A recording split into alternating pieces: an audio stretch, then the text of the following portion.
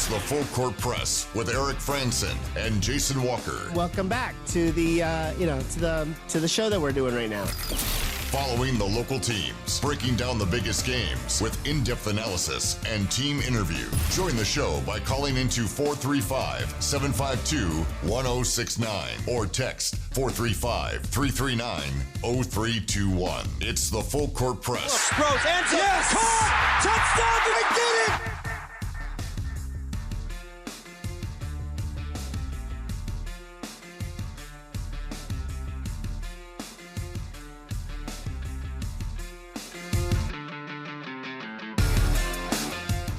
Good afternoon, everybody.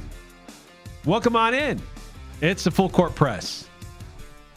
It's been a minute. It's good to be back in the old chair. Yeah, it's certainly been a minute. It's been a while, but it's good to be back. And I know there's been some things that have happened since I was gone. And I know, Jason, you've covered a lot of those details, but there's been a lot of things that have happened just this last weekend. And we'll focus on that. Shortened show today. We got Utah Mammoth on the road, so they will take over our airwaves so we'll step aside at about 4:27. So shortened show here on the live on the air portion. So we'll try to hit the highlights while we're together on the air. But we're going to do some bonus audio today, just because there's so much stuff that's happened over this past weekend with Utah State football coaching staff, Utah State men's basketball. There was a volleyball hire. Cam Walker, his first real opportunity to make a hiring decision. How did that go? So a lot of different things that we'll touch on briefly while we're on the air together, but then we'll carry over and go a little bit deeper on our bonus audio, which you can find on our podcast feed on our website, 1069thefan.com, or on our mobile app. And it's 1069 The Fan. But appreciate those that are listening over the air or streaming online or on your apps or wherever you may be. And, of course, if you want to tune in and be a part of the show, always love to have you text into the program on the Young Power Sports of Logan text line, 435-339-0321. And already got a couple of texts coming through on this. But, Jason, let's start off our short time we have together live on the air here with our listening audience.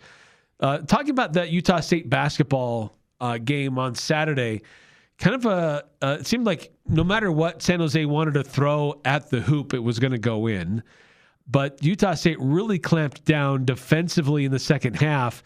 And if you want to say the second half of the second half, basically the fourth quarter, Utah State was super efficient with their lineup on the court and just really making life miserable for the Spartans. Yeah, if you look at this game, basically what you see is, if you're breaking it down into sectors of the game and then like aspects of how Utah State played. You know, in the first half, the offense, you score 48 points. You're always happy with 48 points on offense. The Aggies were killing it in San Jose couldn't stop Utah State if they wanted to. And then in the second half, that continued. The Aggies end up scoring 48 more points in the second half. So the offense was on point for the entire game.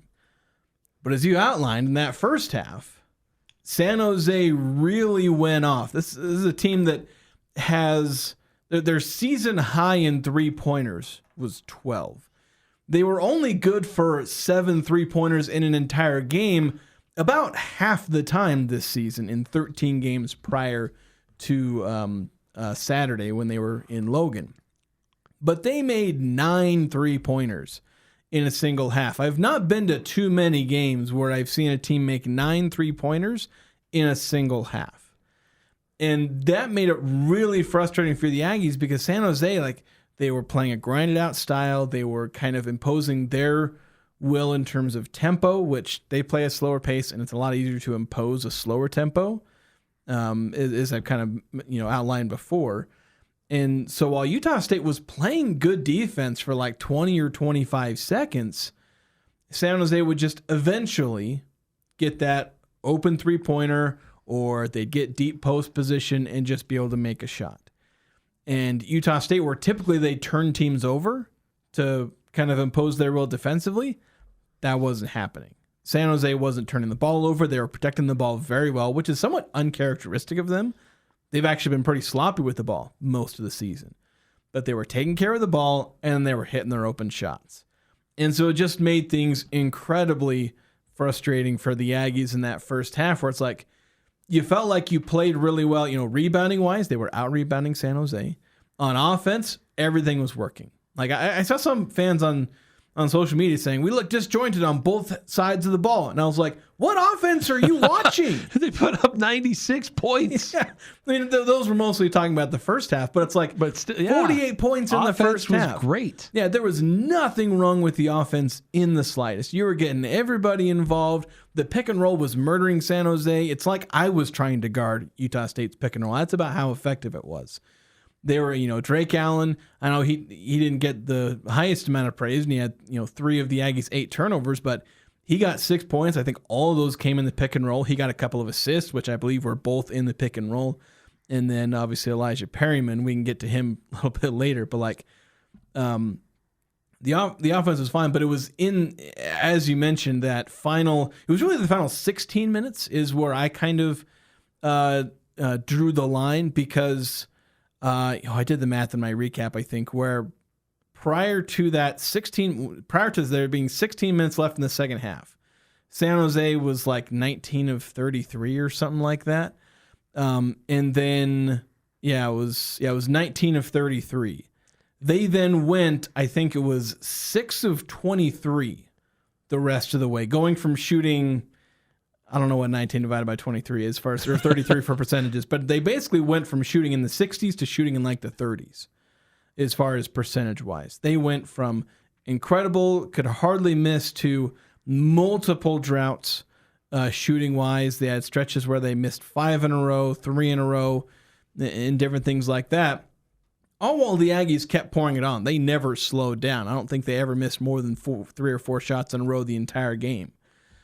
So Utah State basically stepped it up in the final 16 minutes. You could just say the entire second half, but there were a few minutes at the start of the second half where San Jose made a few shots. Yeah, well, they had a 7-point lead, early on in that second half, and so it's like kind of a back and forth game. And San Jose is getting this lead; they're starting to separate maybe a little bit, but Utah State defensively really clamps down, and then just.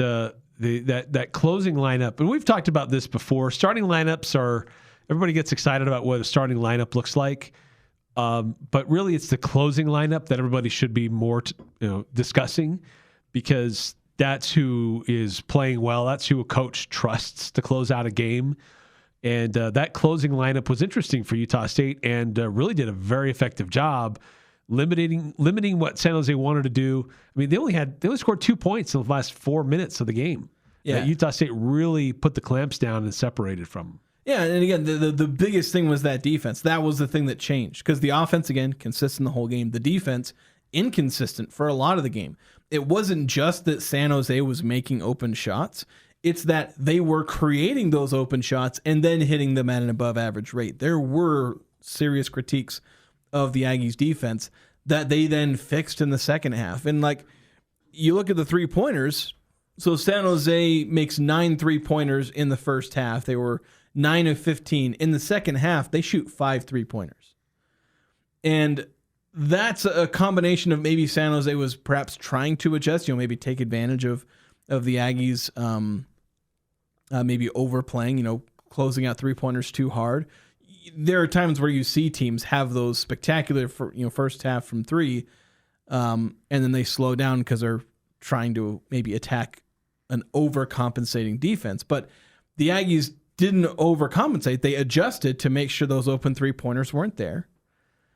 And then San Jose State obviously cooled off, but they then didn't give up the inside, because that's the thing you can get burned on is, okay, we're going to stop the 3-pointer, but then suddenly you're leaving yourself, because you can't guard the entire court. You got to be able to prioritize. But Utah State was able to, like I say, you're always going to give up some open 3-pointers. That's what I mean there, because Utah State did effectively in limiting the open 3-pointers without then sacrificing the interior, as San Jose State just wasn't really able to get much going inside the paint. So yeah, it just really changed things on defense. And yeah, the lineup was somewhat interesting, because it was a 2 big lineup that Calhoun has been willing to go to, but hasn't, seen the occasion to do it very often. Although one thing he noted after the game was, because they had Carson Templin and Gary Clark in, is Gary Clark's been in foul trouble in like half the games. And heck, he was technically in foul trouble in the San Jose game. I think he picked up a second foul late in the first half, one on the bench. But yeah, Utah State basically played 10 minutes with one lineup, which I wouldn't have expected to see from this team that goes as deep as they do. But it ended up working very well. You had Elijah Perryman, MJ Collins, Mason Falsev, Gary Clark, and Carson Templin. And yeah, they just absolutely ran away with it and wore down San Jose and just absolutely took over that game. Yeah, really fun game for Utah State, improving their standing in the Mountain West at 3-0 in the standings right now, with a couple more games on the schedule this week. Getting more votes in the AP and coaches polls, but not enough to crack the top 25. They're knocking on the door. They're close, but not quite there yet. Let's get to some texts coming in on the Young Power Sports of Logan text line, 9315. What happened to the Solo Walker show? I was getting to like it. Glad you're back, Eric. And then this game for USU was so much easier to explain if college men's basketball would just go to 4 quarters like everybody else in basketball. Yeah, and amen. Yeah, you think they should, but it's not going to change because nobody considers it a problem. Yeah. So while it's weird and kind of dumb, you have to have people who actually want to change it, and nobody wants to change it because nobody cares. 5338. Zach Keller is a new glorious Trevin Dorius of USU basketball. Starts each half, and then after a couple of possessions, he subs out and spends the rest of the game on the bench. Yeah, and that's something that's a good example. And that happens across all of college basketball. Like, that's not some people may think it's a Utah State thing. It's not. Because, yeah, you have Trevin Dorius starting, but then you bring in Dan Akin. You have Zach Keller starting every game. Or not every game, but like he's been starting the last 4 or 5 games. Yeah, a couple, depending on the lineup. Yeah, and playing like 6 or 7 minutes as 5-3-3 outlined. He only played basically the start of the first and second half. Made some impacts both times he was on the court, but it's like it does showcase how much starting lineups basically don't matter. Like, if you're an athlete, don't put value in being a starter. Value the overall minutes you're going to play. And as you said, being on the court to close. And for Utah State, they don't have a closing lineup. They have a number of different lineups, and it's, they have a number of different players, all of whom can kind of combine into a lineup. Because like the Elijah Perryman, Gary Clark, Carson Templin, Mason, and MJ, like that's not a lineup that's played a lot. And I haven't looked at the advanced stats, but like technically the Aggies' best lineup from the advanced stats is actually their starting lineup. But this is a night-to-night thing. Some days, some lineups are going to work better.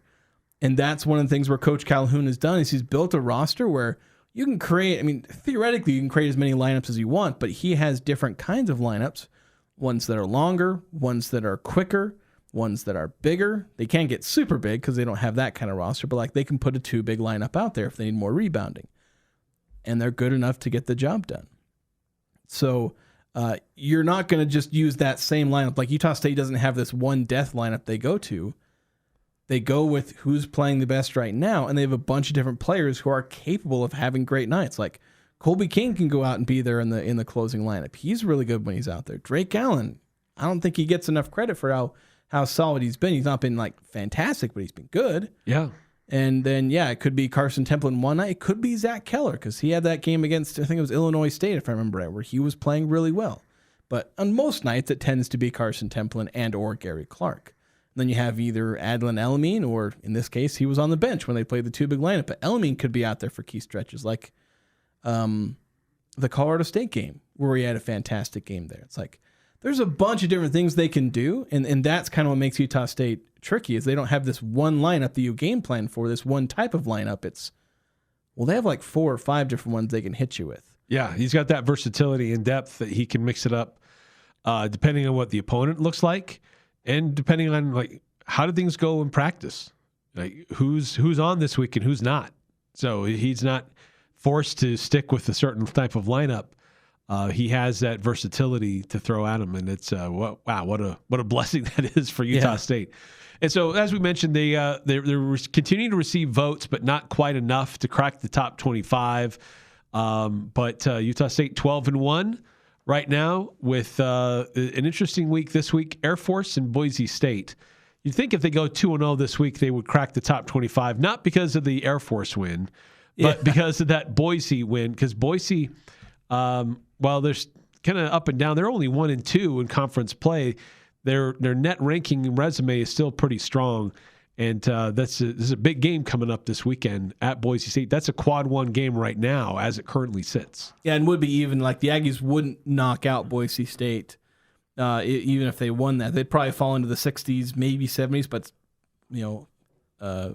75 or better in the net gets you quad 1. So that's Boise State. That one's probably going to be pretty safely a quad 1 win. Yeah. If the Aggies if they can get it, because that's a big if. It's been the Aggies have won at Boise, but it's always been tough.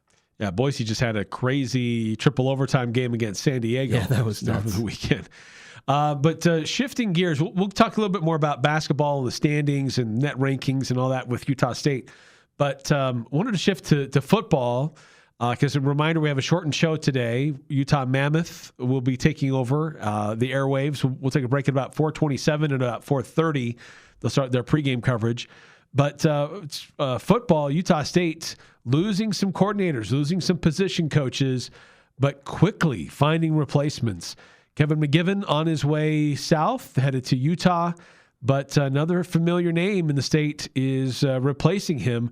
Robert Anae coming to be the new offensive coordinator at Utah State and reuniting with Bronco Mendenhall once again. And I threw it out there that Kevin McGivern would likely be on the radar of the University of Utah or maybe BYU, because I wasn't sure which of the offensive coordinators Kyle Whittingham was going to pluck out of Utah to go with him to Michigan. Turns out he took Jason Beck as offensive coordinators last year there at Utah. And then I was like, all right, Kevin McGivern has a lot of Utah ties. He could go there to Utah. Like, I know he wasn't on some of the short lists I was seeing, but I was like, hey, you very well could be the guy. And turns out he was. Utah took Kevin McGivern, and as I said online, that's a big loss. Like, I know there are some people who are starting to, or at least who shared doubts about Kevin McGivern, but he was a good offensive coordinator.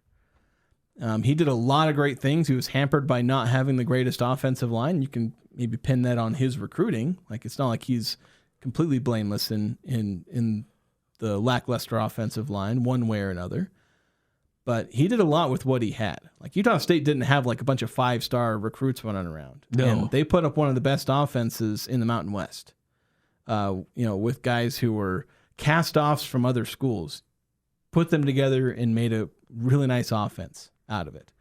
So, yeah, losing him hurts, but you get another guy who's got a pretty dang good track record. Really well known around the state.